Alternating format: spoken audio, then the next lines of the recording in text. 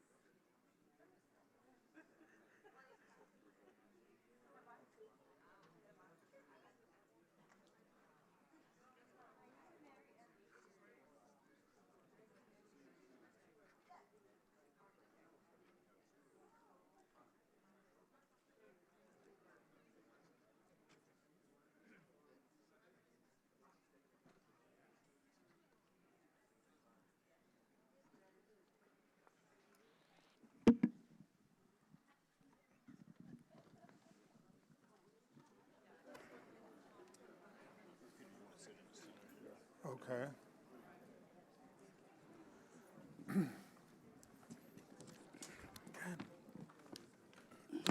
We get to sit through the whole thing, that's good. It's my kind of venue. Testing. Good evening, everyone. I want to take this opportunity to welcome you once again to the Presidential Distinguished Speaker Series here at Morgan State University. This series, for those of you who have attended it in the past, is really designed, as you heard me say, to bring some of the nation's leading and most provocative thought leaders from various disciplines and professional fields of study to our university. We've been doing this now for about 4 or 5 years, and we do it because we believe very, very strongly here at Morgan in the notion of exposing our entire university community, our students, faculty, staff, alumni, and all of our colleagues throughout the city to a broad range of views, to a broad range of perspectives, and broad range of angles on what really are some myriad challenges that we face as a nation and as a society. And we do this as well because this is in alignment with really who we are at the core here at Morgan as a very, very proud, historically black college and university that's been around for 152 years on the one hand, and then on the other hand, Maryland's preeminent public urban research university. And so I'd like to say that this series is designed to promote what we called mind expansion, to enable all of us here within our university community to wrestle, really, really wrestle with the issues of the past that eventually can come back to visit us, to wrestle with the challenges that we currently face today, and then, if you will, to envision the possibilities of tomorrow that is void of those challenges. And so we gathered here last week and we heard Stedman Graham, who really gave a very, very powerful lecture on leadership.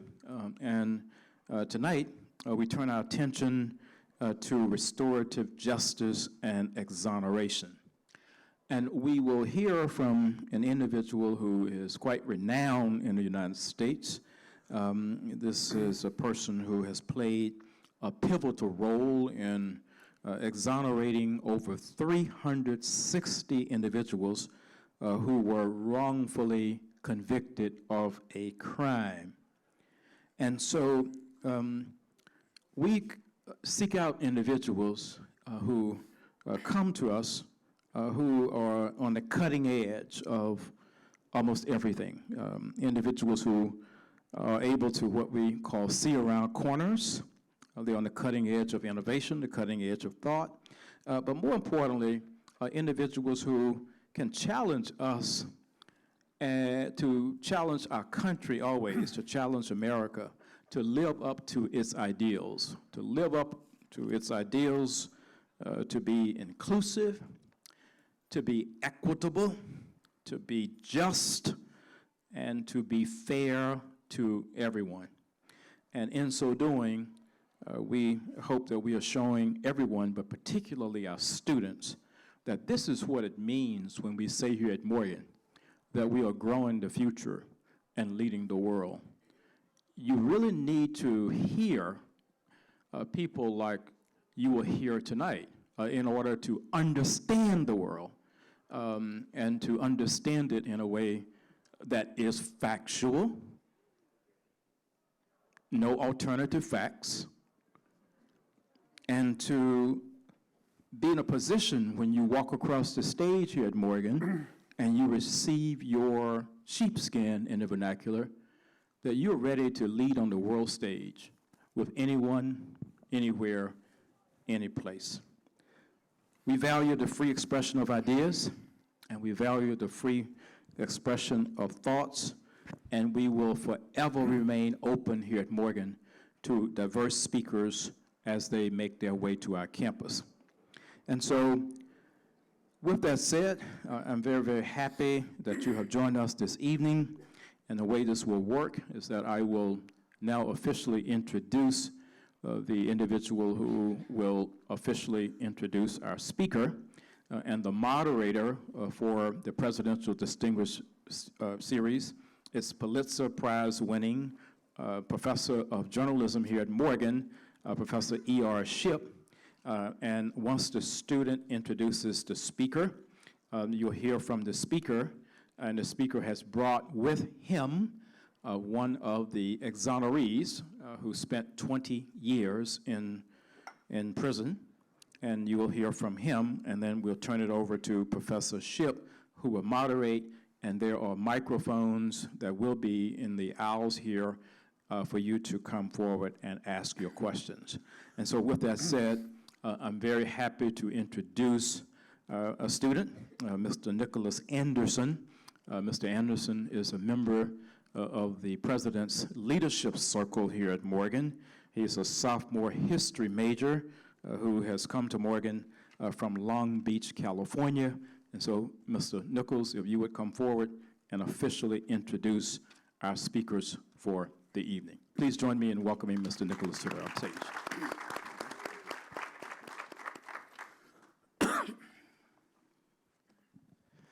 Good evening. Good evening. Welcome to the second installment of the 2019-2020 Presidential Speaker Series. Tonight, we welcome Peter Neufeld.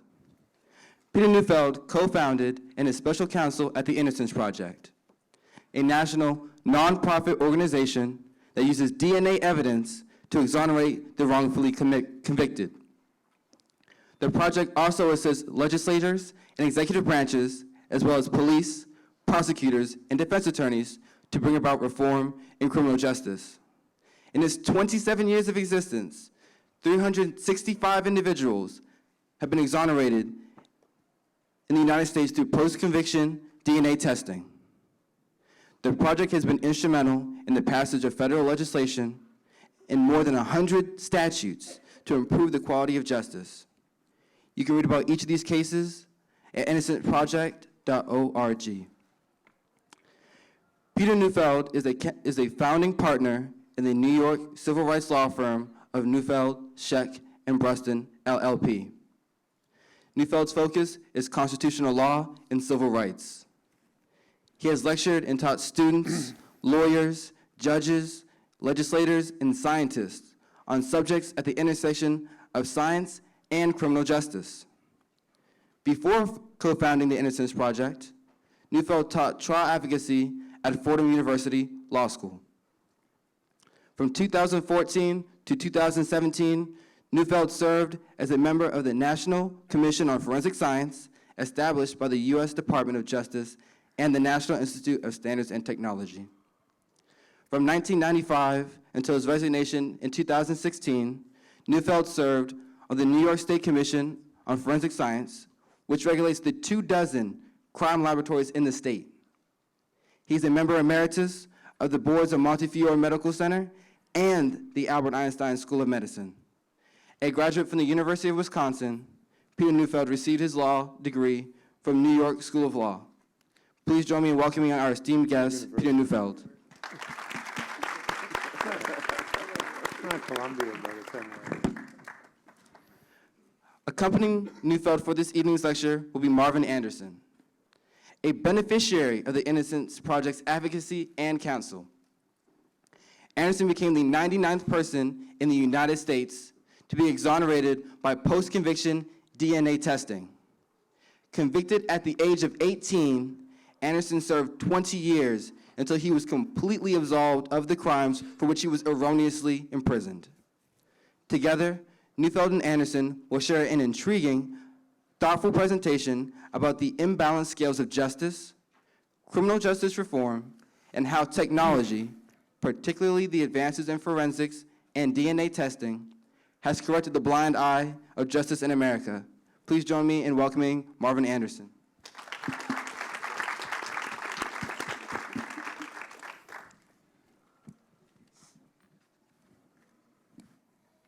Starting?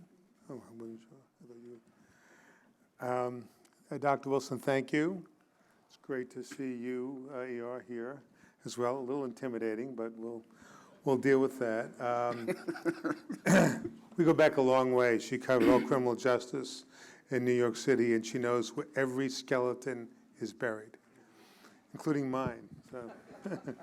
So let's start with a story.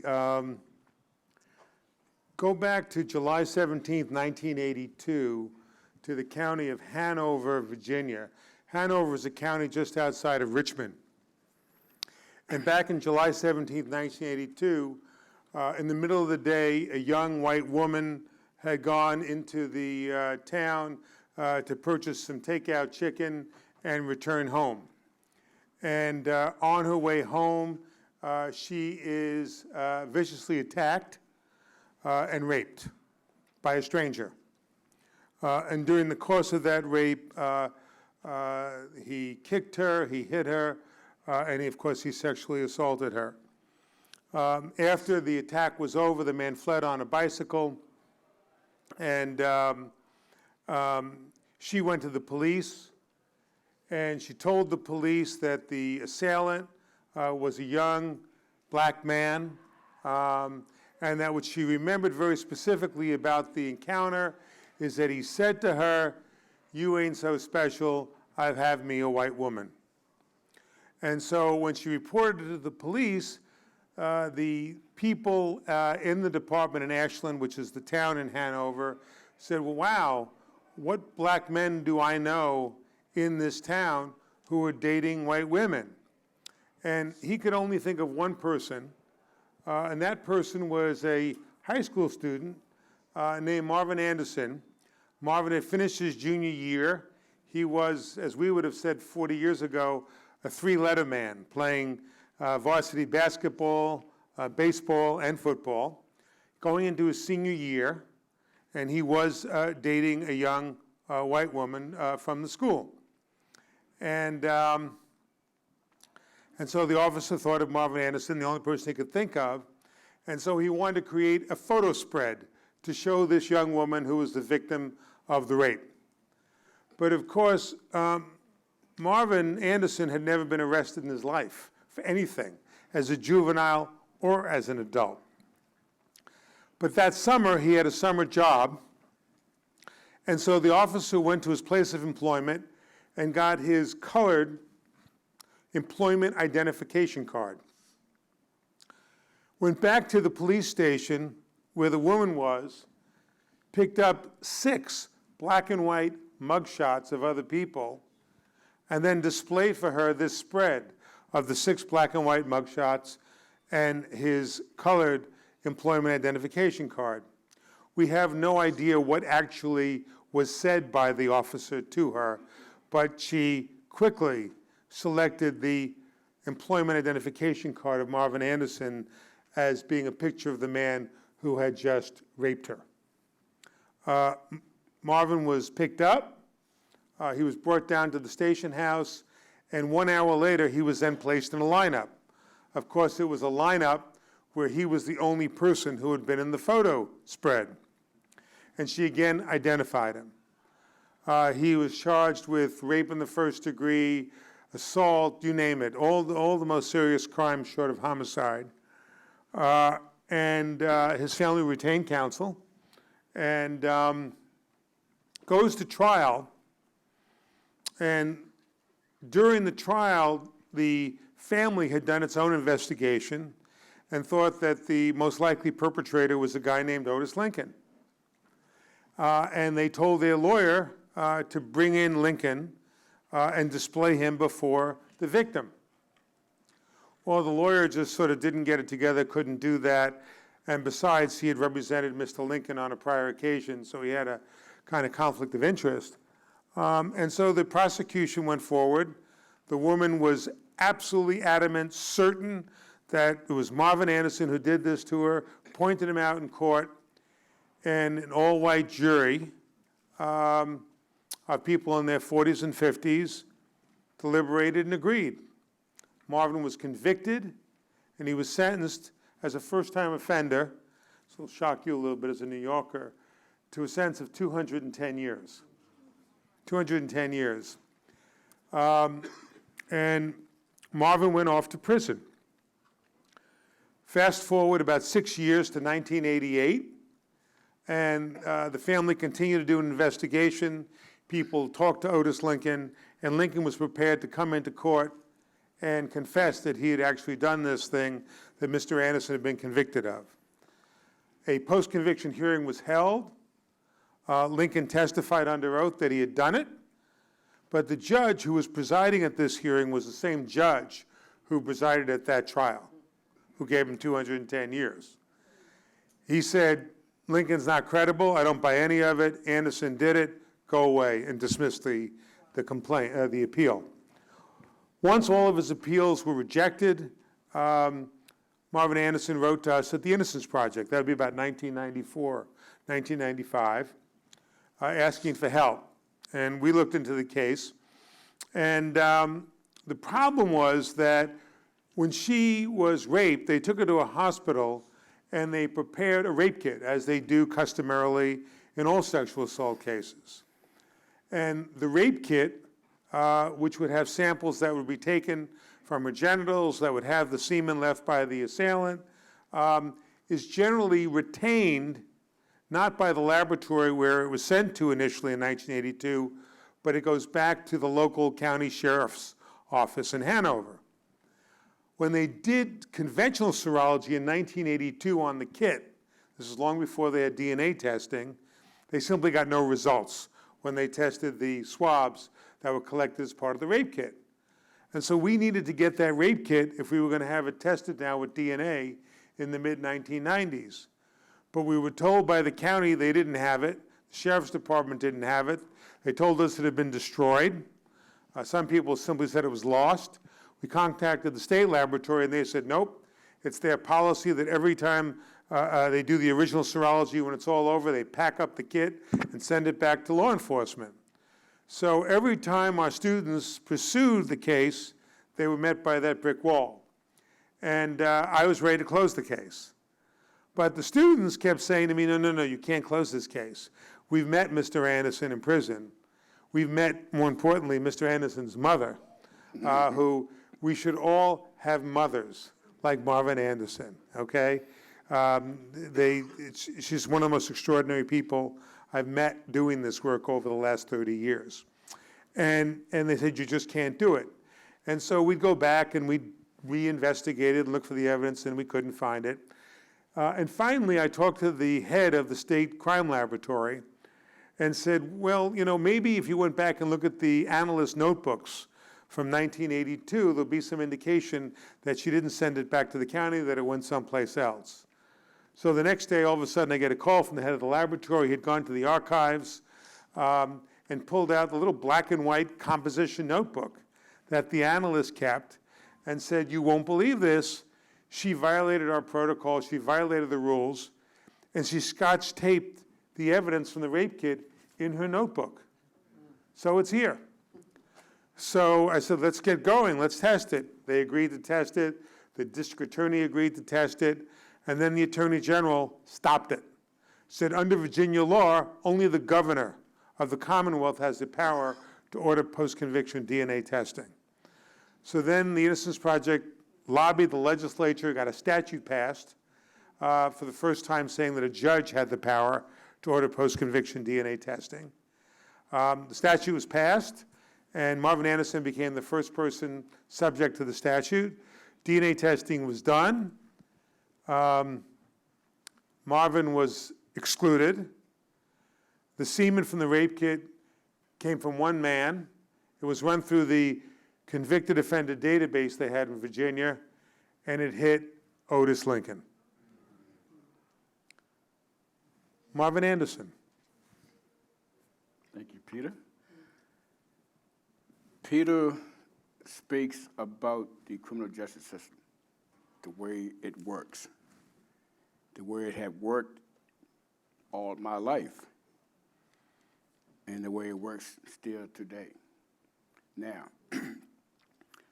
I'm going to tell you about me, young black man, 18 years old, just beginning to live life.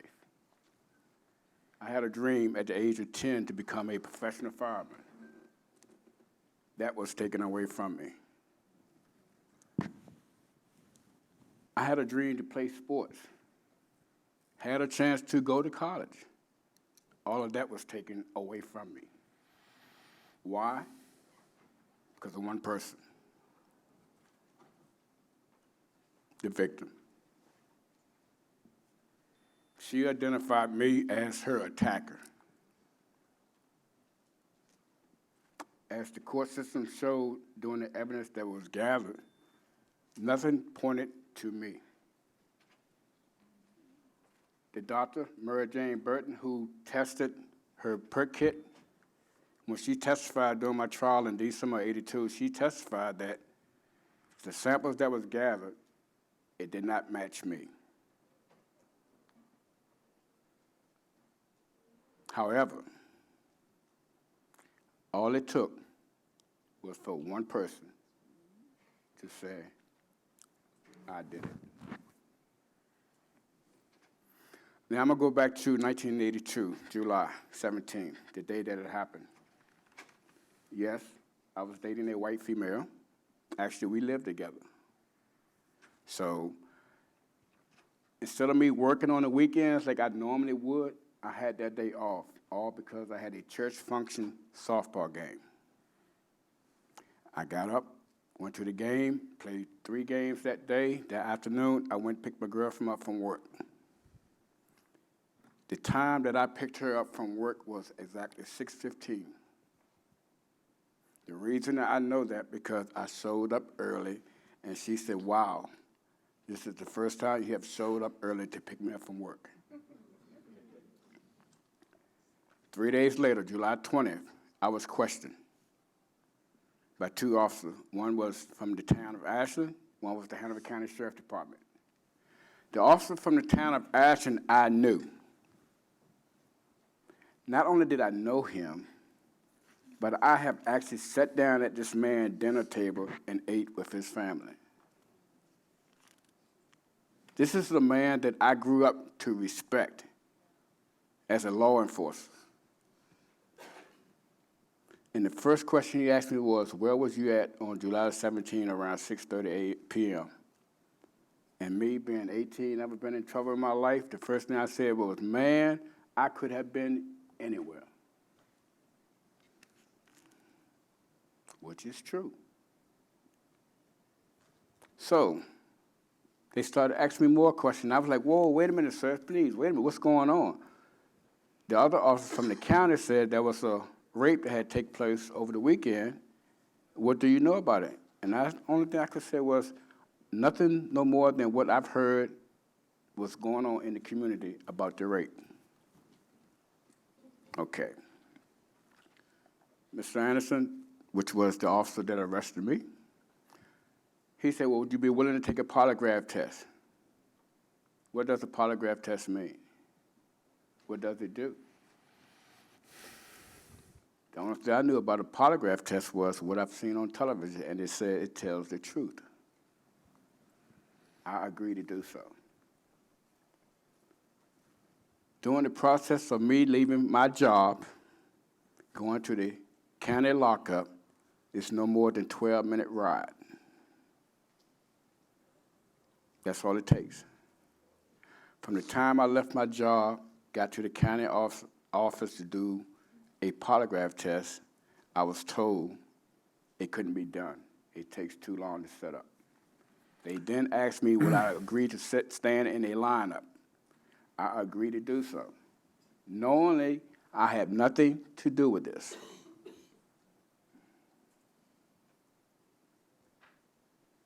The victim came in. She looked at the lineup. She walked out of the room. She walked back into the room. She looked at the lineup. She walked out of the room.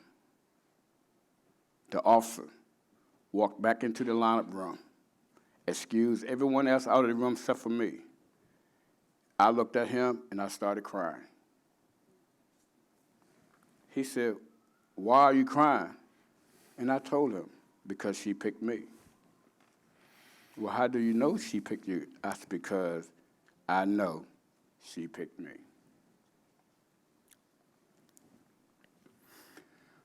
2 months before this incident happened in July, as a young kid, and I can say this now, and I'm quite sure a lot of you that's in this audience, you have done the same thing. You go talk to your grandmother, and most grandmothers, if you have the one that I have, they know everything that you have done. They know it before you've done it. I walked in to speak to my grandmother one day, and she said, "Boy," I said, "what are you doing out there nowadays?" I said, "Well, Grandma, I'm just having fun, playing sports, staying out of trouble." She said, "Yeah." Apparently, someone in my family had told her that I was dating a white female. So she knew, but she wanted to hear it from me.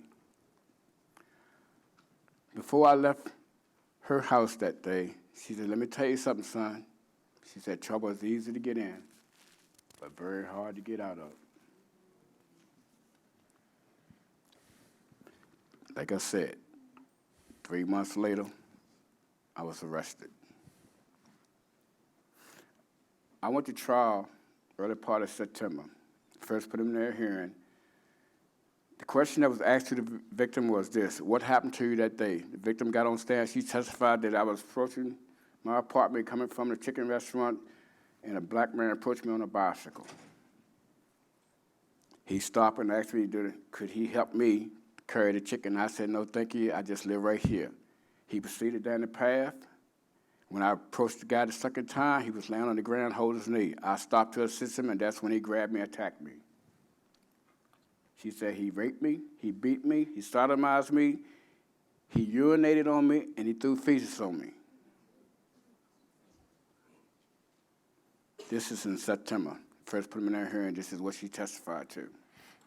Commonwealth attorney asked her, said, "Can you describe the person that attacked you?" She said, "Yes, he is a very light-skinned person, short, kinky hair, no scars or scratches or blemishes in his face, straight white teeth."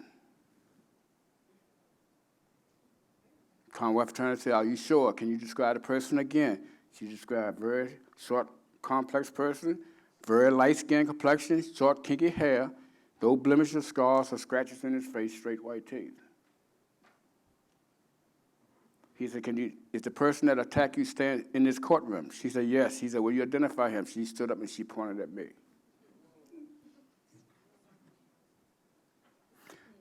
Now, at that time, my attorney was taller than me, weighed more than me, and 3 shades lighter than me. Okay? Second time I appeared in court was the preliminary hearing again. The victim testified the very same thing. Commonwealth attorney asked her, "Is the person standing in this courtroom?" She said, "Yes." She stood up and she identified me. December, I went to trial.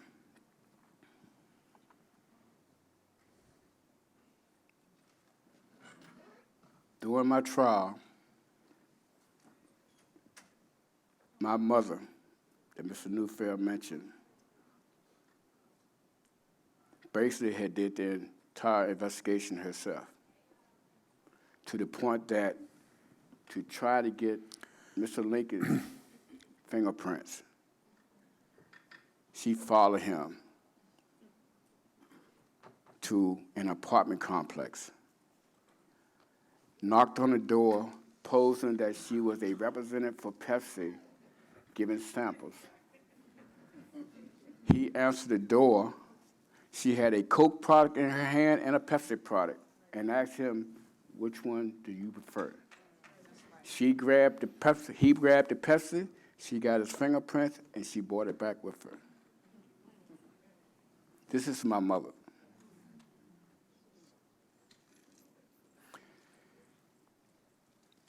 During my trial in December, she was placed on the stand to testify in my case.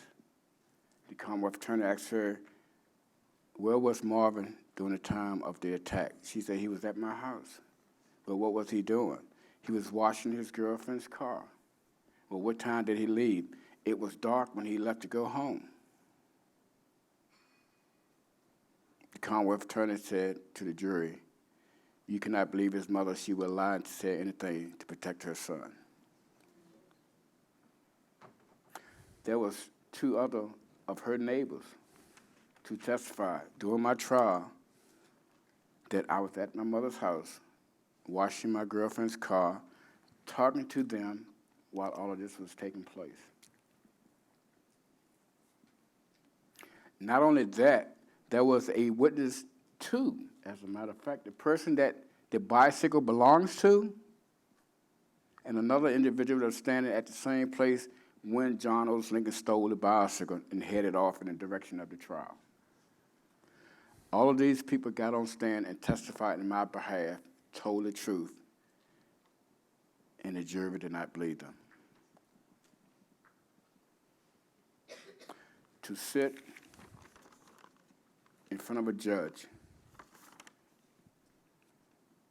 and to look over at a jury box that consisted of 8 women, 4 men, all white, and could see the expression on their face every time the victim said what happened to her. You could feel it.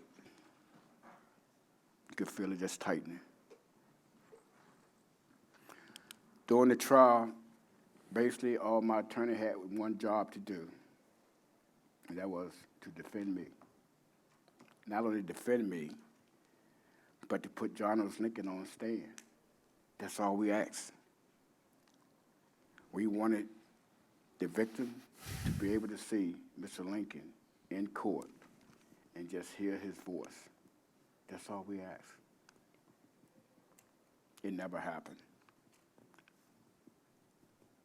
I didn't realize the trial was over until the judge said he was asking for closing statements. I looked at my attorney. I said, whoa, what's going on? He said, everything's fine. I said, well, what about me? When am I going to testify? He said, I don't need you. Everything is fine. I never testified. The jury went into deliberation, a little more than 45 minutes, came back with a guilty verdict, sentenced me to 210 years in prison. I turned around to look at my mother, my father, my brothers and sisters, and my family. And I was this close, even closer from them, and I could not see them. The whole room was black. It was like I had fell in a dark hole and there was no end.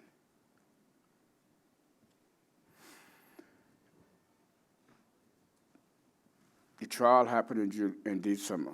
In March is when I was sentenced. The judge had the opportunity to either stand with the verdict or cut some of my time. The judge chose to stand with the verdict. I was sent to the state penitentiary. Now, as a young man, I thought of myself as a man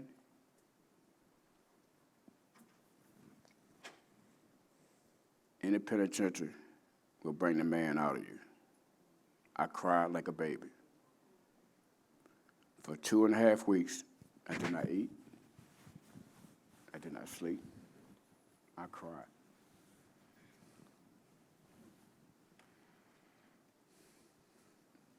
And I questioned a lot of people. I questioned myself. I questioned my parents.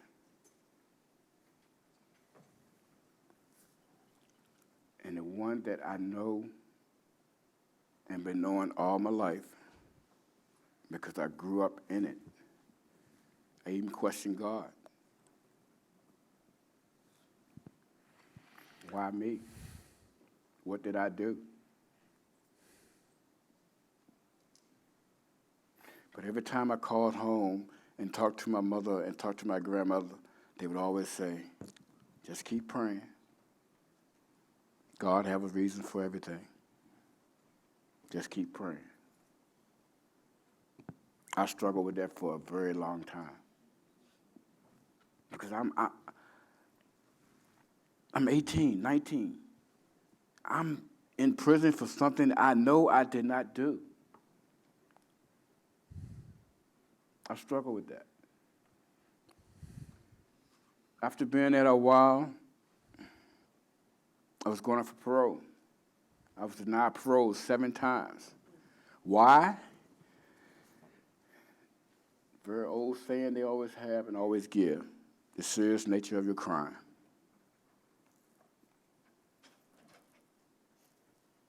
The last time I was denied parole, I went back to my room, and I got down on my hands and knees and I prayed. But see, this time, I didn't just pray. I talked to her. I said, Lord, you know, I've been going through this, and when I pray to you, I'm always asking and begging. I said, I've tried it man's way, and it didn't work. I tried it my way, and it didn't work. All I'm asking you is come into my life, and you take care of this.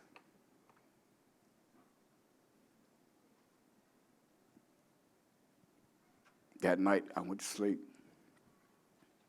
When I woke up the next morning,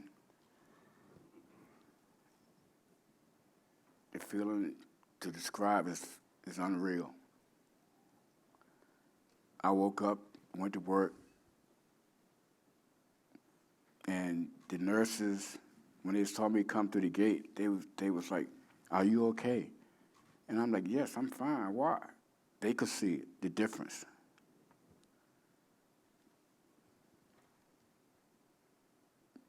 After that night, a month later, after being denied parole, I was granted parole.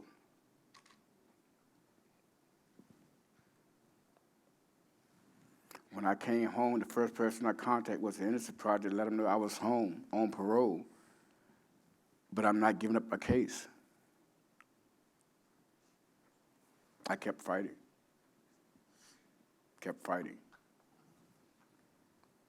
When Mr. Neufeld stated earlier that he was about to close my case, he was. One lawyer, first-year law student, she argued my case before him. Please do not close his case.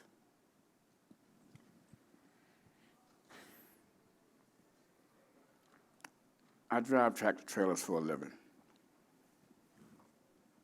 The day that Mr. Neufeld called me about the evidence being found, I was on Interstate 95 during rush hour traffic.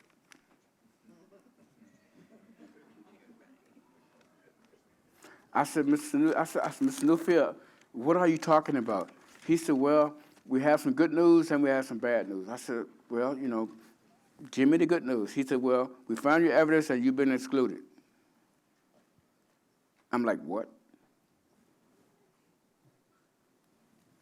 We found the evidence, you have been excluded. I said, well, what's the bad news? He said, well, the governor has stopped the testing. I said, Peter, I said, right now I'm on 95 doing rush hour traffic. I'm driving an 18-wheeler track trailer. I said, I'll be home in about 5 minutes. Can I call you back? He said, yes. I pulled to the side of the road. I pulled the air brakes on the tractor, and I'm sitting there trying to take all this. I said, wait a minute. I'm going to be free. I got out of the truck, started walking down the highway, which is northbound, in front of the truck, and I just started dancing.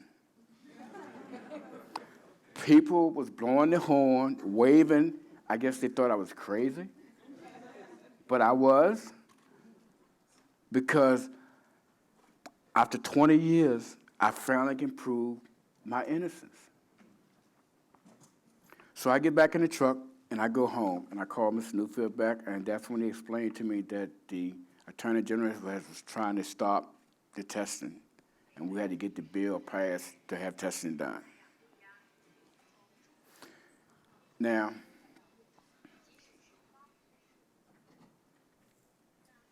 with all of this going on, during my time I was incarcerated, I started with a dream.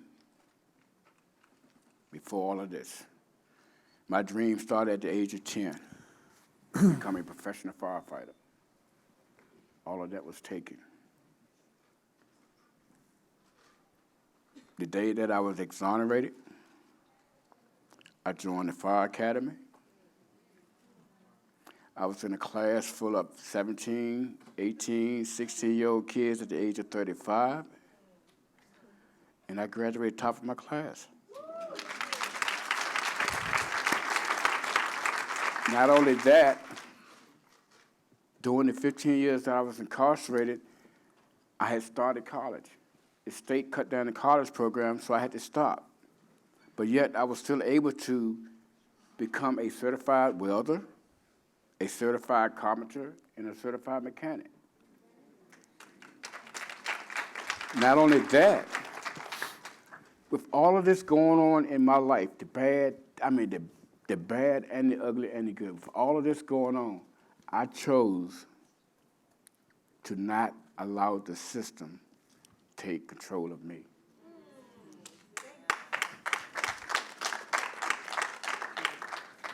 My parents, my grandparents, and my great-parents, they raised me from old school raising.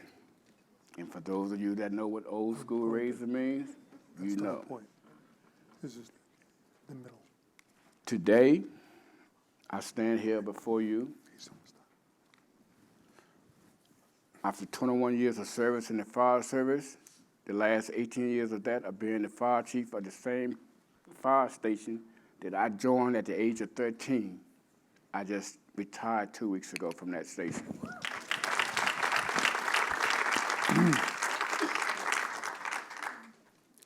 The dream of having my own company, my trucking company, has been going on for the last 17 years. The dream and not knowing of whether I'll be able to have a family. I have a 23-year-old daughter, 19-year-old son, and a 17-year-old son that I raised as a single parent. The dream of not knowing what is out there for me. There was this 13-year-old girl. The first time I met her, she was running across the yard at her birthday party. We was friends at the age of 13.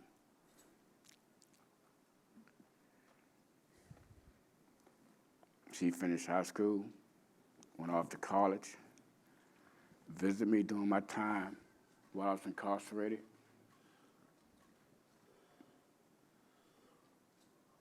Basically, she was my high school sweetheart at such a young age. Last December 29th, that 13-year-old girl that I saw running across the yard is now my wife.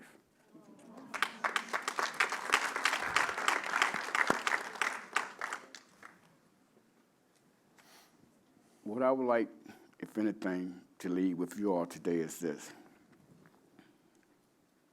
Family is very important. We always raised the right way. Don't forget where you came from, but always have a goal. And don't let anyone deny you of your goal. No one. It would have been very easy for me to come out here and be very angry, be mad at the world, very easily. And I have seen other people come out of the system and be mad at the world. But it taught me one thing while I was there. If I'm mad at you and spending all of my energy being mad at you, how can I move forward? You can't. I chose to move forward. I was raised better than this. And with all of that, even to this day, my grandmother is 97 years old. And when I stop by in the afternoon, when I get off work to see her, the first day I said, "How you doing, Pearlie?" She said, "Well, I'm kicking, but I ain't kicking so high, but I'm kicking." It makes my day. Because at the age of 18, I didn't know if I was ever see my grandmother alive again. But each day, I'm allowed to see her as a free man, as an exonerated man, as a man that was taught to always be a man, to be yourself, and don't forget where you came from. My name is Marvin Anderson. I'd like to thank you all for being here, for showing up for me and Peter. And don't let anyone stop your dream, because dreams are real. How real are they? Peter Neufeld and Barry Scheck started the Innocence Project as having a dream. Look where they are now. That was their dream. My dream, I'm still dreaming. And so, thank you, Marvin. What I'd like to do is sort of place this in a larger context, because what we do at the Innocence Project, we started it in '92, and it's been around for almost 30 years. Aside from the 370 DNA exonerations, there are now 2,500 exonerations, including the non-DNA cases, since 1989. That's people who served more than 20,000 years collectively for crimes they didn't commit. 20,000 years that was stolen from them. But what we realized early on is that it was critically important to deconstruct cases like Marvin's and find out what went wrong. We know what got him out, DNA, big deal. But what got him in? And not only to find out what the causes are, but then try and come up with remedies. Come up with policy that we could utilize, that we could go to state legislators and get statutes passed, that we could go to courts and ask them to adopt new rules, that we could go to prosecutors and police and ask them to voluntarily change the ways they conduct their investigations. Those are all things we wanted to do. And when you look at Marvin's case, some things are obvious, okay? One of the things I didn't mention is that when they first showed that woman, that photo spread with Marvin Anderson's employment ID photo, among the 6 black and whites was a picture of Otis Lincoln, the guy who actually committed the crime. But the cop's interaction with her was so suggestive that he got her to ignore the guy who really did it and instead pick the guy that the cop thought did it. That's what happened here. No question about it. It's really quite remarkable. And once that memory becomes solidified, there's no turning back. And so, years later, after Marvin Anderson is exonerated, Otis Lincoln is indicted. And when he goes to trial, the victim became his witness because she took the witness stand and she said, this guy didn't do it. I know who did it. I can close my eyes and I see Marvin Anderson. Okay? Marvin had to come into court and say, I didn't do it. The prosecutor had to call an expert on misidentifications to explain that memory is not like a photograph, that in fact it's quite malleable. And that's what happened here. And eventually that jury relied more on the DNA, exoneration, and the fact that the DNA identified Otis Lincoln than even the eyewitness saying it wasn't him, which is quite extraordinary. During the trial, and think about this issue politically, one of the big issues for the defense was, do we call the white girlfriend as an alibi witness, right? Because she knows better than anybody else. Or if we put a white woman on as his girlfriend before an all-white jury, are they going to hate him even more? So those are the kind of issues that had to be wrestled with, and those are issues that are much broader than simply Marvin's case. And so we think about what are the causes of these wrongful convictions. And since we've had, at least on the DNA front, 370 right now, we have pretty good idea because the causes keep appearing again and again. And one of them, obviously, are misidentifications, okay? That memory is malleable. And that you should never, ever let the cop who's running the investigation administer the identification procedure. Never do it. Because even if the officer means well and doesn't intentionally try and stack the deck, through his own cognitive biases, his preconceived notions about who did it, he will unwittingly suggest to the witness, pick out number 3. Okay? That's what happens. And so one of the reforms, which we've gotten now passed in almost more than a third of the states, okay, requires the cops to have a blind administration of the lineup, administered by someone who doesn't know who the suspect is. That's the single best reform we can have in that. Also, you want to ask the eyewitness at the moment they make the identification how sure they are. Marvin described a woman who walked in, walked out, walked in, walked out. Obviously had some uncertainty, okay? But the first time she's asked how certain she is months later when she's in court. And at that point in time, everybody's absolutely certain when they testify and point someone out. It doesn't mean anything, but it's what courts always relied on. And what was the third reform? Third reform is don't have multiple identification procedures for the same eyewitness, because you're no longer independently looking at a procedure and making an identification. You're simply identifying the person you identified last time. Marvin Anderson was the only person from that photo spread who actually appeared in live in that lineup. So of course he's the most familiar face. Don't do it, it's a waste. And ultimately, the reform we're going to be asking for, which we haven't done yet, is really one of the biggest ones, which is there is no reason, it doesn't add to the case when a witness sits in the courtroom and says, that's the man, I'll never forget I'll never forget him as long as I live. Because of course they're going to do that. All you should introduce is the out-of-court identification. The in-court identification is just good theater.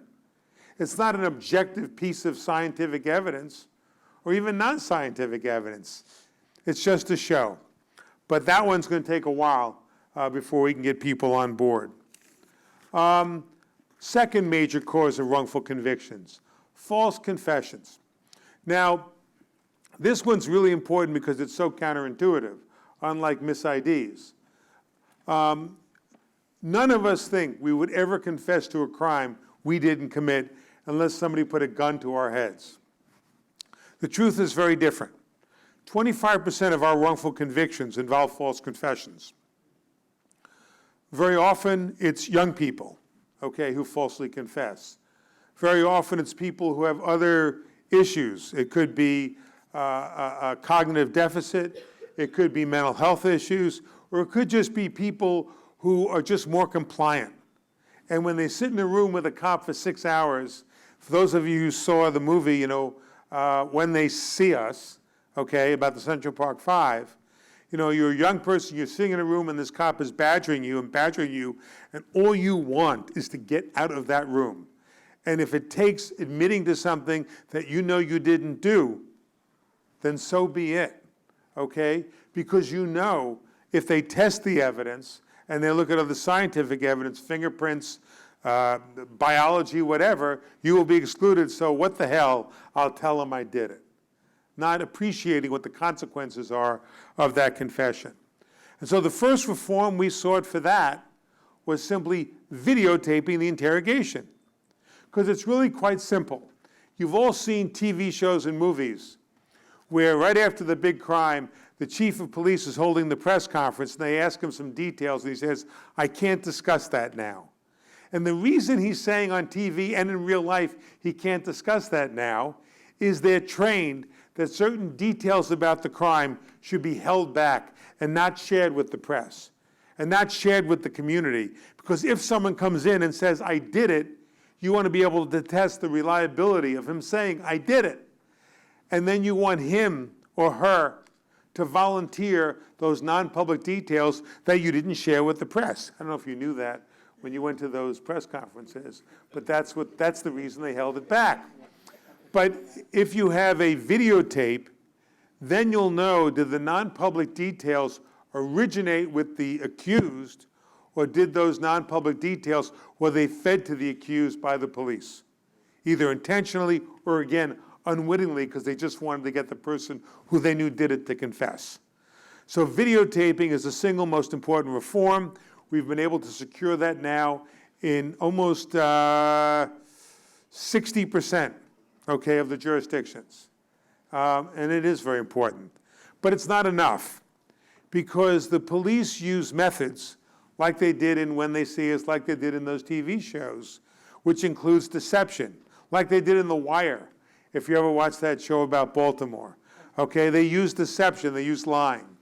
And in England, they've now prohibited that. In much of Scandinavia, they've prohibited that. But in the United States, it's an open game. You can do whatever you darn well please about lying to people, about claiming you have their fingerprints at the crime scene, that you've got their DNA at the crime scene. You could say all those things to somebody to mess with their minds. And we're going to try and prohibit that kind of deception from being used. Forensics. You know, everybody thinks when a person walks into court wearing a white lab coat, God, that's got to be solid evidence. But it's not. What we found is that in half of our exonerations, half, the misapplication of forensic science played a critical role in getting the wrongful conviction. And that's because no one gave a darn about the rigor, the validity, the reliability of all those forensic methods. Because those forensic methods didn't have a history, unlike DNA, in medicine or in research. There's no application for examining tire prints and comparing them to a tire track left at the scene in civil society, or fingerprints, okay, or bite marks, or comparisons of paint chips. Those are methods developed for criminal justice. And unlike the laboratories that work in clinical medicine, okay, where you have peer review, where you have millions spent on research, where you have a federal, you have a Food and Drug Administration that evaluates the bona fides of that method, of that new drug, you have nothing for criminal justice. It's whatever the judge lets into court. Why did that happen? It's actually not that strange, okay? Not much of a surprise. It happened because in clinical medicine, we are all the constituency, right? We all care about what drugs they put on the market that we're going to be using. We all care about what diagnostic tools they're going to use and want to make sure they're reliable. But who's the constituency in criminal justice? Criminals, mostly people of color. And so no one gave a damn, and judges could do whatever they pleased. And so finally in 2009, you get a report from the esteemed National Academy of Science that says, with the exception of DNA, none of these other forensic methods that are used to compare patterns, impressions, and trace evidence, actually have the scientific capacity to determine that a particular piece of evidence found at a crime scene came from a particular source. None of them have it. Notwithstanding that revelation, they were all used routinely to do just that in trials for decades in this country and all over the world. And with that wake-up call in 2009, some changes began to occur.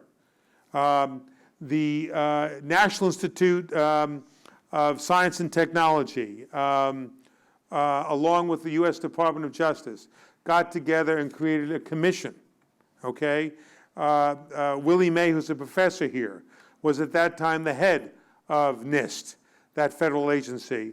And he was the person who worked with the Deputy Attorney General, Sally Yates, who you may remember played a critical role when she was fired by our now President Trump for refusing to do certain things when he was first elected. They created that commission. I was fortunate enough to sit on it, but it was the first time they ever had independent scientists, not forensic scientists, but like, top shelf, that some of the best physicists, biologists, chemists, neuroscientists we have in this country weighing in on what's validated and what isn't. And everything came up pretty short. Unfortunately, that commission was abolished after Trump was elected and Sessions was appointed as the head of the Department of Justice. But we shifted gears and we moved toward the states. And so far we've gotten 5 states to create statutes, pass statutes that say if we can prove there's been a change in the science from the time the person was convicted, then we can get back into court and maybe get that conviction vacated. Another cause, which won't be a surprise to you, is police and prosecutorial misconduct, often hidden, very hard to recognize and identify. The police and prosecutors have a duty to turn over exculpatory evidence to the defense before trial. We found in almost every one of these cases, there was exculpatory evidence that the police and prosecution knew about that wasn't turned over. But it's going to be hard to change those kind of rules because of the influence that those two groups have in criminal justice. And of course, bad defense lawyering. You saw that in Marvin's case. A lawyer who wasn't aggressive enough in putting the witnesses on that should have been put on and doing the investigation that the case required. This whole Innocence project started at Cardozo with Barry and me and eventually expanded into a national network. We now have 50 projects around the country. We have 25 projects in other countries around the world. It's kind of grown into a civil rights movement, a human rights movement, and we're pleased with it. And one of the areas it's had a big impact on is the death penalty. People could debate the morality of capital punishment. People debate it politically, philosophically. But the one thing you can't debate is we've shown with all these exonerations that our criminal justice system is far too vulnerable to have a sentence that's irreversible. That's just logic and common sense. And because of that, Maryland and 7 other states have repealed capital punishment in those 8 states. The death penalty has been utilized far less in recent years, in part because of all these wrongful convictions. 20 of those 370 people were actually on death row and would have been executed, but for the serendipitous intervention of DNA.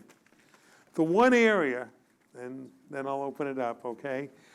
The one place we have not yet been successful, even though it's an obvious contributing cause of wrongful convictions, is racism, both explicit racism and implicit racism, okay? Racial bias. We have not been successful yet. We think others will. But what we can do and what we have done is we have looked at the data. And the data is really extraordinary, just our own data set. Half of all the men who have been exonerated of murder charges in this country since '89 are black, yet 13% of the population is African American. Innocent black people are more likely to be sentenced to death than innocent white people. Innocent black people serve much longer sentences than innocent white people. I'm somewhat embarrassed to admit that on average, it takes the innocence movement 4 years more, 4 years longer, to clear an innocent black person than it does for the innocence movement to clear an innocent white person. That the kinds of obstacles and roadblocks placed before us when we're representing somebody who's African American is much more difficult and labor intensive than it is when we represent a white person. We couldn't get his testing done after we found the evidence because there was no statute and the governor would not authorize it. So an extra 2 years was spent getting all that to occur before we could clearly exonerate him in 2001, and in 2002 receive an unconditional pardon from the governor on the grounds of actual innocence. In sexual assault cases, it's a truth that in this country, most sexual assaults occur within a race. Black men assaulting black women, white men assaulting white women. Only about 11% of all sexual assaults reported are interracial. Yet 50% of our data set are black men who were wrongly convicted of sexually assaulting white women. Okay, this is something long before we came along used to be referred to as the usual crime. And in those days, there was extra-legal lynching. And extra-legal lynching was replaced by the kind of bogus prosecutions that black men went through in this system when they were charged with assaulting a white woman. Drug cases are interesting because in drug cases, there's no victim reporting the crime. The police decide who the target will be. Black people, according to the data, are 12 times more likely, if they're innocent, to be wrongly convicted of a drug offense than a white person, despite the fact that all the sociological studies indicate that usage of illegal drugs is fairly equal among different races of people in the United States. All that data is pretty heavy. And we have to use it and share it with organizations in the movement, in the criminal justice movement, the racial justice movement, that can then take that data and maybe use it to bring about a certain change. You know, there are lots of things. Somebody asked me before this program started about getting rid of cash bail. Yeah, that's a good reform, okay? Reducing the number of stops and frisks on the street is a good reform. Doing something to make it more difficult for the state to throw people back in prison on technical violations of probation and parole is a good thing. These are all good things, but none of them, I mean, they may make a dent, but none of them are going to actually eliminate racism from criminal justice in the United States and those racial disparities unless we attack racism head on. Nothing less than that is going to accomplish that end. So as you can tell, being part of this movement is a tricky business. I mean, there are moments when we are elevated by hope, and there are moments when we are fatigued by despair. Yeah, there's despair when the president and his attorney general abolished the National Commission on Forensic Science. You know, there is despair when many of the reforms we've tried to introduce at the federal level go no further. There can be despair right here in Maryland, where despite the fact that you have a statute, okay, mandating compensation for people who are exonerated, right now you have 5 men who have been exonerated years ago, okay, in some cases. And their request for compensation has been sitting before your compensation board for 52 weeks without anybody taking any final action. And you have to appreciate when guys who were wrongly convicted come out, they're not even eligible for the reentry programs that the guilty are eligible for. So they come out with $5 in their hand. They come out with minds that are very messed up from knowing that they were innocent during all those years that they were in prison and dealing with that kind of cognitive dissonance, yet there is very little compensation for them. I think we are trying to change that. I'm very upbeat about the fact that these movements, whether they're racial justice, criminal justice, any kind of social justice movement, is increasingly being led by young people at universities and colleges like this. I think we will have our day in the sun. And we're very grateful that our Innocence Project can play some small part in that greater battle. So thank you, and thank you on behalf of Marvin Anderson for coming tonight. Thank you. That was a lot to take in, wasn't it? And even knowing some of the horror stories that we know about the criminal justice system, seeing someone who has actually lived through it and coming out on this side with the positive attitude that Mr. Anderson has is inspiring to us. I was struck by the fact that you almost closed his case before going forward. And it seems to me that it's almost a crapshoot as to whose cases or which cases actually make it through. There must be lots of Marvin Andersons out there whose cases don't get handled. What is your criteria just for what you take on? Sure, we'll take on any case where, number one, identity is an issue. In other words, the person is not saying, I acted in self-defense. Okay, they may be innocent, but we can't help them because we are a primarily DNA project. So we're interested in cases where identity was an issue, where biological evidence was collected during the initial investigation, and where if we subjected that biological evidence to DNA testing, it could actually either prove someone's innocent or help in proving that someone's innocent. So how many cases would you guess are out there where people are in prison, they are innocent, but they have nobody advocating for them? Tens of thousands. So there have been a couple of studies which have tried to give an estimate of the number of innocent people actually in our state prisons, multiple studies. And by just looking and extrapolating on homicides or sexual assault homicides, the number they came up with is about 4 or 5%, maybe 3.5%. But even at 4 or 5%, if you have 2 million people behind bars, you're talking about tens of thousands of innocent people. A lot of them have given up, right? You know, Marvin had a kind of epiphany and didn't give up. A lot of people give up. A lot of people write to us, but the biological evidence was in fact lost or destroyed in the intervening years. So we couldn't do anything for them. So there are a lot. Those of you who have questions, there's a microphone on this side of the room. So you might want to come and line up for some questions. You mentioned a number of reforms that you all have been able to push through. This doesn't appear to be a climate for reform. What's happening with those states that have not adopted some of the legislative changes you've been asking for? So, in fact, I think it has been a climate of reform at the state level. For instance, this year alone, we had 24 statutes we got passed in 17 states. Half of those states are red states.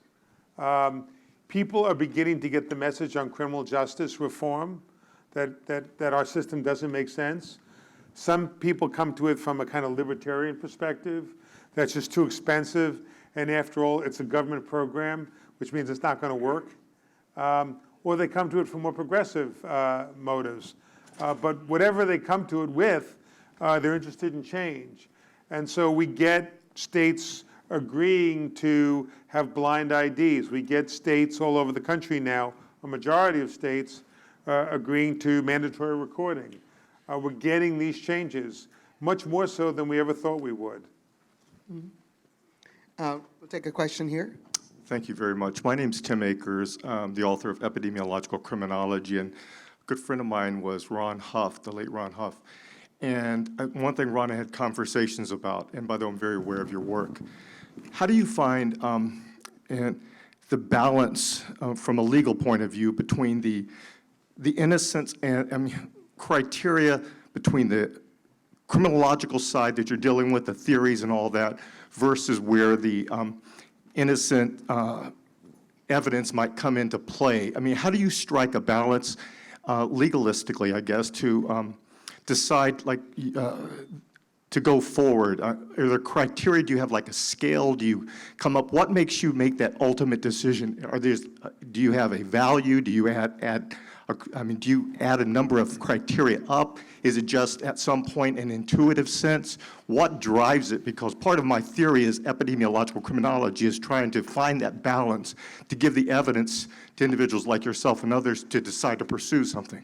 Excuse the ignorance, but it's really a complicated issue. So, right, it is, and the answer is complicated. And Ron Actually, is- the answer is simple.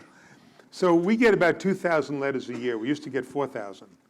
But now, because we have 50 smaller projects around the country, a lot of the letters go to them and not us.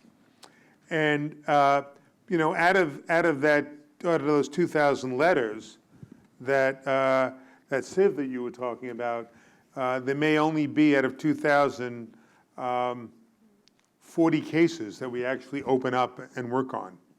Okay, and it could take 4 years before we get to that point.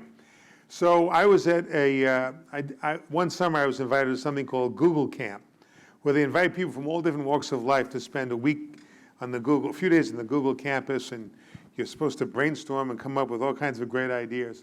And all these engineers, computer engineers, said, "Oh, we're going to fix this problem for you. We're going to look at your cases, and we're going to come up with an algorithm, and you'll just put the data in each case, and we'll be able to give it a thumbs up or thumbs down as to whether you should open it, and that'll just reduce your delay considerably." And so first Google tried, then there were 2 or 3 other tech companies that tried, and they all failed because there was no algorithm. What we do is after they meet the initial criteria, we then have a team, an intake team, that gets the files, that looks at the reports, that reads the transcript, and then makes initial inquiry as to whether some of the evidence still remains. And so that's how the case is filtered down, and eventually in that funnel, there's a core of cases that we'll take on. Of the core we take on, some we close. Some we close if there's like documentary evidence that the evidence was in fact destroyed. But you know, we're taking on a lot more cases now where we call them DNA plus cases, where the DNA doesn't get you home, but it helps. And that with admissions of Brady violations, that with recantations by critical witnesses, as a whole, gets you there. The other thing from a criminology standpoint, which has become very useful, is there has been a certain movement among a select minority of prosecutors in this country.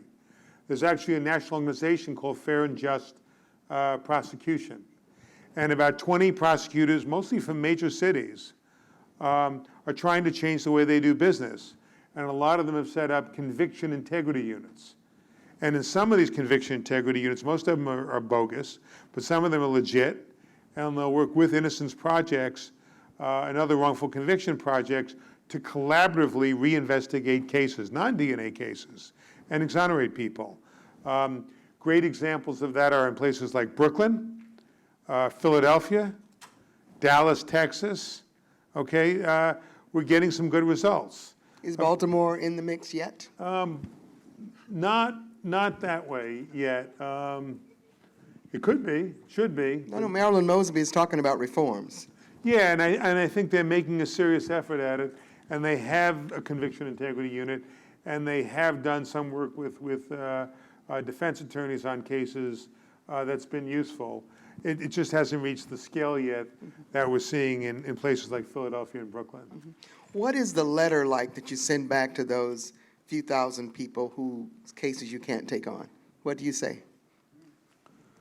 Well, it depends. I mean, what we try and do for a subset of the cases, if we still have that intuitive sense that there's really something here, but there's no biology, then we go up and down the block trying to find a law firm or another innocence group that has different criteria than ours to take the case.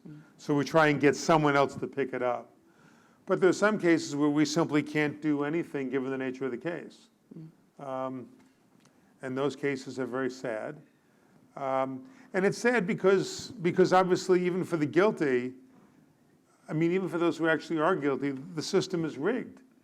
It's terribly rigged. I mean, we criminalize more behavior than any country anywhere, and we impose longer sentences than anybody.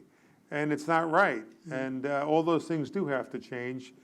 And it's beginning to take hold, but I don't know what's going to happen over the next decade. Question? Good evening. My name is McCall Brown. I'm a sophomore accounting major here at Morgan State, and I'm also a member of the President's Leadership Circle. And I'd like to thank both of you for coming and Mr. Anderson for sharing your story. So I wanted to go back to you mentioning the reforms that you have made and want to continue to make. So for something like a racial bias, what kind of reform could you put on that, especially since our society will so easily believe the narrative that the black man is guilty? That's why I said it's the most intractable cause of wrongful convictions that we've observed, okay? So for instance, one of the things that certain prosecutors are experimenting with is they will, when the police officer brings in the complaint, they eliminate what they say is the obvious racial data. Okay, so there's nothing about race. They omit the person's name. But, you know, if you talk about what neighborhood the crime occurred in, if you talk about, you know, what community where this is happening, who the different people are, what they do for a living, those become surrogates for race, okay? So I haven't seen any system yet that does that properly. Bail is an interesting issue because a lot of reformers felt, I didn't, that the best way to get rid of cash bail, I mean, I think you should just get rid of it, but a lot of people felt that what you do instead is you come up with an algorithm which does a risk analysis of the likelihood that the person will jump or will become a danger to the community. But if the underlying data that goes into that algorithm is itself racially biased, then the final number that comes out isn't going to be good. And so we have to be careful because as much as I talked to Professor May about the need to make criminal justice more empirical, more scientific, but we have to be careful even with the science. Because if the science itself has as its foundation, you know, pillars made of racial bias, then the ultimate product is not going to be objective, it's not going to be really scientific. It's going to be the same old racial disparity, but it's going to be given a new name and a new legitimacy. How are we doing on time? Okay. Okay. Let's get some quick questions. Maybe give me 3 questions, and we'll see if there's a theme running through there that they can answer all together. 1 question, please. Good evening, and thank you, Mr. Neufeld and Mr. Anderson, for coming out and sharing your Could work you and speak up a stories. little bit? Oh, It's good not evening. you, it's my hearing. It's okay. Thank you for coming out to share your work and your stories. My name is Azunwa Clement. I'm a sophomore political science major, French minor here at Morgan State University, and a member of the President's Leadership Circle. And my question for you is, do you have any mental health protocols or steps that you take in order to address the situations of the innocent that do get out? Do we have a mental Health protocols Oh. to address the, Okay, so, you know, that's a great question because, you know, it's one thing to deal with, to get people out, and obviously there has to be a life after innocence. We have on our staff 3 social workers. We also have an exoneration advisory board, which I should also tell you that Marvin Anderson is not just on our exoneration advisory board, he's actually a member of the board of directors of the Innocence Project. So, you know, there's a lot of ways that Mr. Anderson contributes. And by the way, in his rap, and I've never done this with him before, he kept calling me Mr. Neufeld, and that's the first and only time he's ever called me Mr. Neufeld since I've known him. Don't ever do that again. I get very uptight. Only judges do that when they call you Mr., and then you know you're in trouble. So I have a quick neurotic reaction. But there are.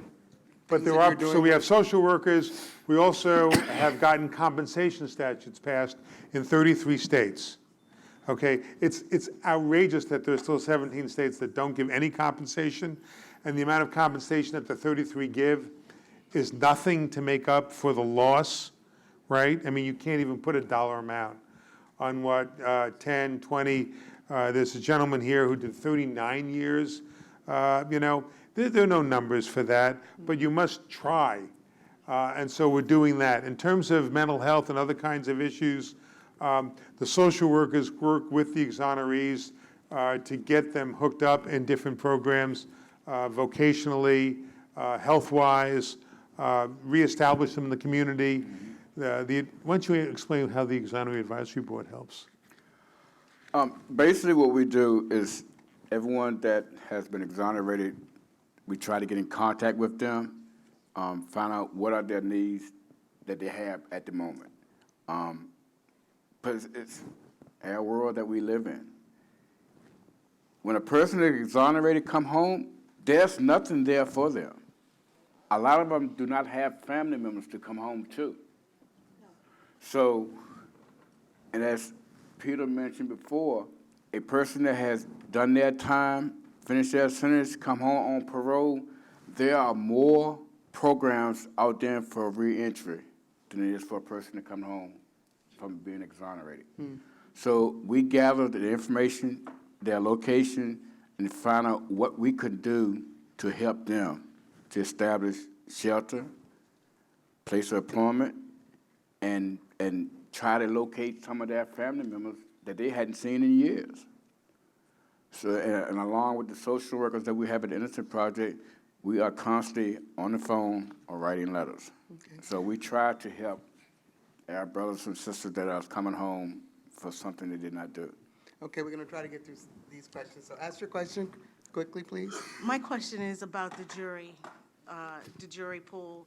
As someone who, on every odd year, gets called for jury duty, but never get picked, and knowing that the jury of your peers is not your peers, does that factor in on some of your decisions to take some of the cases?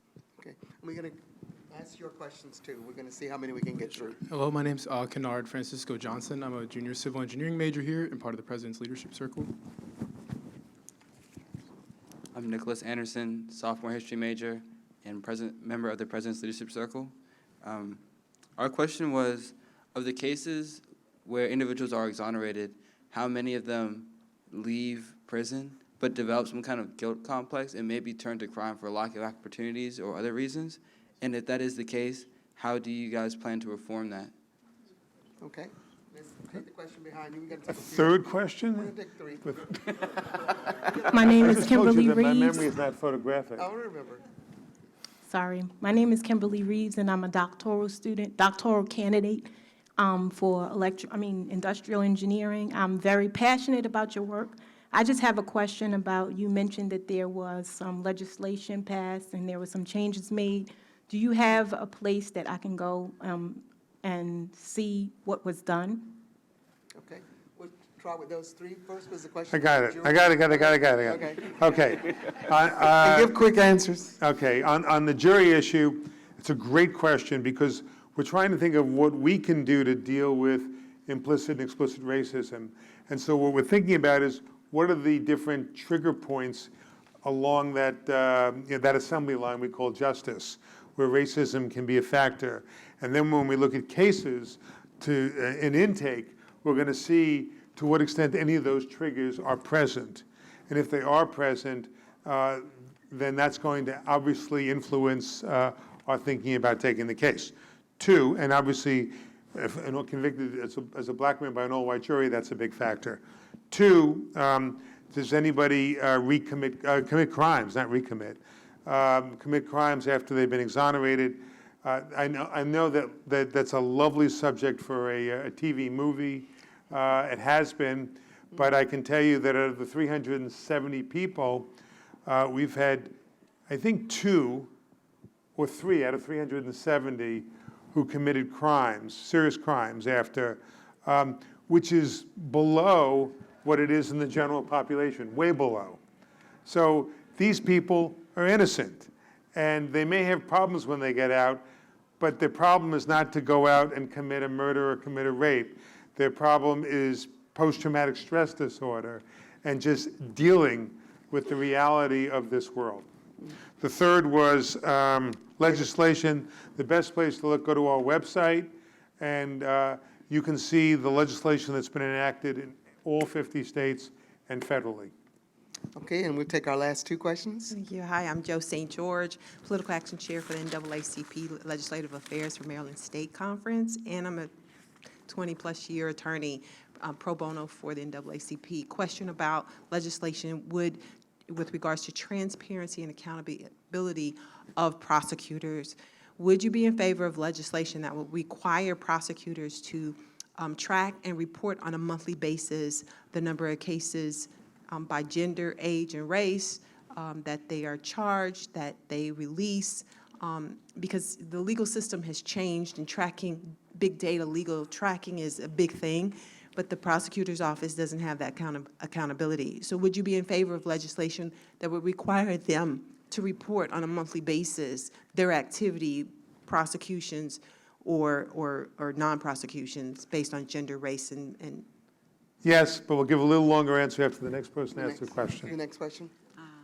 Good. Hello, and again, thank you all very much. I'm Dr. Anna McFadder. I'm the Dean of the School of Social Work here at Morgan, and thank you for once again confirming that social workers are everywhere. I was going to say that about you That's guys. number one.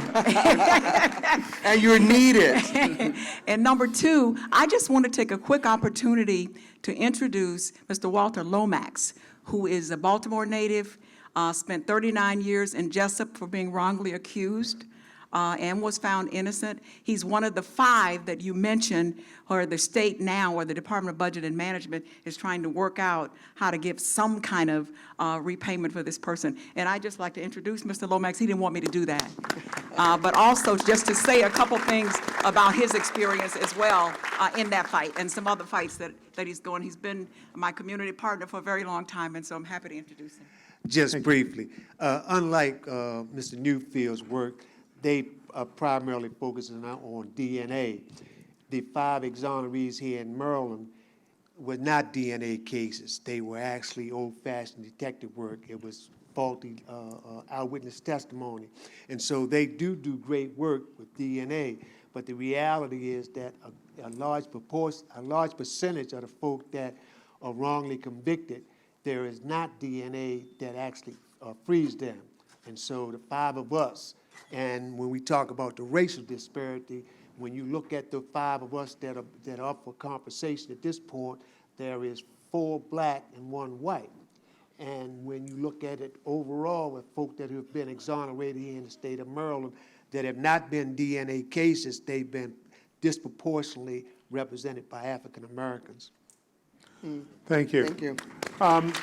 Just to the woman who spoke before, look, what's extraordinary about criminal justice is we have tons of data on healthcare, on education, right, on housing in America.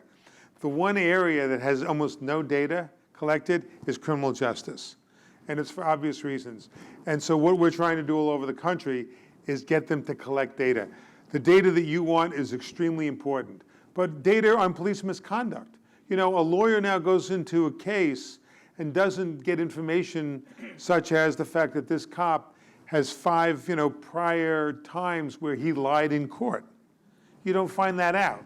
So we want that kind of data collected as well. There's all kinds of data that needs to be collected, stops and frisks, okay? How many people have violated for technicalities as opposed to substantive reasons? There is no data collected to speak of, and we must start doing that. And if legislation is the way to get it, then so be it. What can our students at Morgan do to get involved in this effort, either with the Innocence Project or some other similar efforts? So, like I said, the Innocence Project is but one component of the larger criminal justice and racial justice movements. And to the extent that you're in any way involved in either of those, that's extraordinarily important. And the fact that many of you will not only be involved, but will become leaders in that movement and those movements is very important to us. But there is an Innocence Project right here in Baltimore. There's also a Mid-Atlantic Innocence Project based in DC that handles Maryland cases and Virginia cases. And we do have projects at colleges and universities in the country, and those students end up, as long as they have faculty advisors, working with local lawyers on cases. All of that can be done. Not to mention the fact that you are large in number, and to the fact that it's taken 52 weeks for Mr. Lomax and for these 4 other people to get compensation after they've been exonerated is offensive, is ridiculous. And to get this board, off its butt to give these people the money they're entitled to is something all of you could have an immediate role in. So think about those issues. You can also contact the Baltimore Project, the Maryland Project, about ways in which you can help right here while you're in school at Morgan. I thank you again, both of you, Mr. Neufeld, and Mr. Anderson. And now we'll turn it over again to President Wilson. Okay, thank you. Thank you indeed. I do want to ask a brief question of Peter before I provide you with a token of our appreciation. The 2 young men who asked the question together, that was a question that I had as well. So of the 365 individuals that have been exonerated through the Innocence Project, are virtually all of them are still living a life outside of prison? I would say all but a couple of them, yeah. I mean, and it's interesting. Not only are they trying to cope with it, it's not an easy thing to cope with. Right. I mean, it's extraordinary. You got to. There's one thing which is important psychologically to understand, which is if you can imagine being wrongly convicted, you never thought it would happen. And so when they announced the verdict, when Marvin says the room went black, that's what happens to so many of these people. And they go to prison and they are angry, and rightfully so. And that anger will destroy them unless something happens, like what happened to Marvin, okay, where they somehow figure out that there's a reason for this, or I can live with it, or deal with it. A lot of our clients actually became very religious, very spiritual. And that's how they learn to deal with it. Then they're exonerated, and they think, aha, this is the day I've been waiting for, and now things will come to me. But guess what? They go out looking for a job, and they carry that tabloid headline about their exoneration, but the prospective employer says, I feel badly for you, but you got a 15-year gap in your work history. I can't hire you. I can't give you credit. I can't give you an apartment. I don't want to be in a relationship with you. Those are the kind of things they all have to suffer. And it's a very difficult battle. And the fact that so many are doing well, and now you'll get my only non-empirical argument during the entire presentation, which is that it's been my experience that the exonerees who do the best at reintegrating and moving on, and it's hard for me to admit this, are the ones who had strong, supportive mothers or sisters while they were incarcerated. Those people who stood by them makes all the difference in the world. Guys like me play a lesser role. So. Well, Peter, we certainly thank you for the work that you're doing in this space and bringing so many individuals who have been wrongly accused to freedom and to enable them to really taste the magic of freedom, as Marvin has so eloquently told his story to us tonight. So first, please join me once again in thanking Peter Neufeld for joining us this evening. And we have a little token of appreciation here for you. And it says Presidential Distinguished Speaker Series, Peter Neufeld, September 24th, 2019, Morgan State University, Growing the Future, Leading the World. We thank you very much this evening. Well, thank you very much. Thank you. Thank you. I appreciate it. And to Mr. Anderson, I'm going to call you Mr. You indicated that, of course, you had a dream, and that dream, of course, was taken away from you, and it was that you wanted to go to college as well. And so we want to say to you that it's never too late. And we certainly have some degree programs here at Morgan. I'm going to actually give a shout out to a program here that is what we call a hybrid program. It's a Bachelor's of Liberal Studies degree, where we package together a number of things. We give individuals credit for prior learning. We offer online degree, online courses. And so I'm going to say to you, send me an email if you want to look into that program, and we'll figure out a way in which we may bring something like that to you. Okay? Thank you, sir. And as you just retired, but as you walk around, if you will, and dance a little bit on the interstates, dancing for happiness, you can dance with Morgan State University proudly across your chest. And so we really appreciate you and what you have shared with us this evening. And I want to say to our students, I certainly hope that you were listening and you were learning and you are leaving this lecture not being angry or bitter over those things that have fallen in your path along the way. If Mr. Anderson, being locked away for 20 years for a crime that he did not commit, is able to emerge angerless and bitterlessness. And so thank you very much and appreciate your coming to Morgan State University. Thank you. Right? Please join me once again in thanking Peter and Marvin this evening. And thank you for coming out. And I'll see you at the last presidential lecture series, and that will be featuring Dr. Sean Harper, who is an endowed professor at the University of Southern California, and he will be speaking on race and race relations in America. Please look out for that announcement and tell your friends, because we want to see this place back. Thank you, everybody, and have a good evening.